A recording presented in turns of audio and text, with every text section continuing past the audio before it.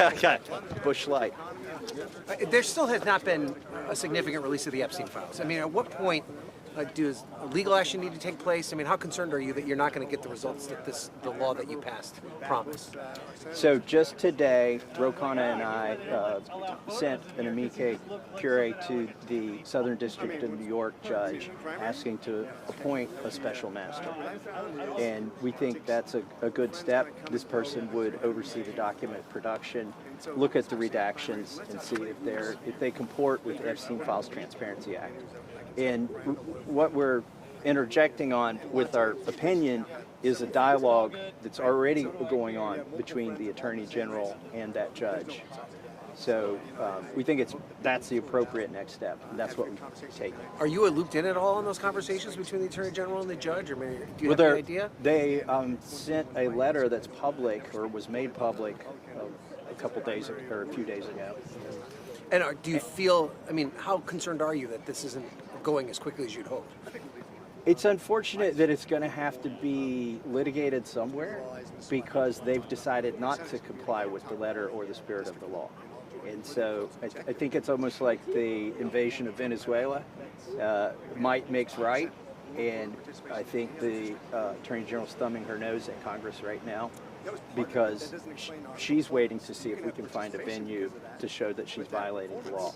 But I think this special master is the right next step. Congressman, the Senate passed the War Powers Resolution, and you're signed on to Congressman McGovern's.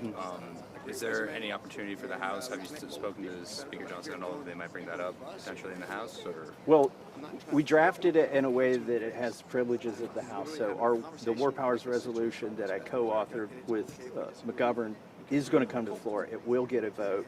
And I'm hopeful, based on the vote in the Senate, that we'll have a better vote now. And also, some of the objections in December when we brought it up were that we didn't have boots on the ground, that our War Powers Resolution was premature because we had only attacked boats.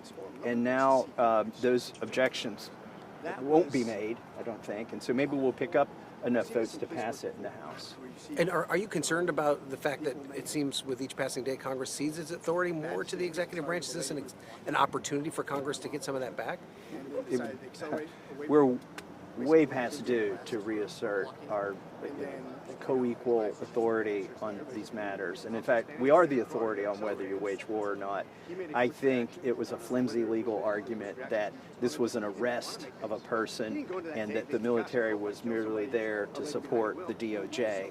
I mean, even the president's own language contradicts that. He calls it an attack and says that they're ready to attack again if they need to, and they've taken over oil in Venezuela. So they're outside of their constitutional bounds, and now would be a really good time to reassert our authority. And you've been willing to stand up to the president. We saw two examples today of pieces of legislation that had unanimous support and the attempt to override the veto that the president put out. And Republicans didn't go along with that. I mean, what do you think that says about Republicans' willingness to at least challenge the president and exert their authority in Congress? Well, I think he still has a strong bully pulpit over Republicans here in the House. I think there are Republicans who would prefer to vote to override that veto, but they politically can't afford to or don't want to right now. Thank you, Congressman. All right, thank you all.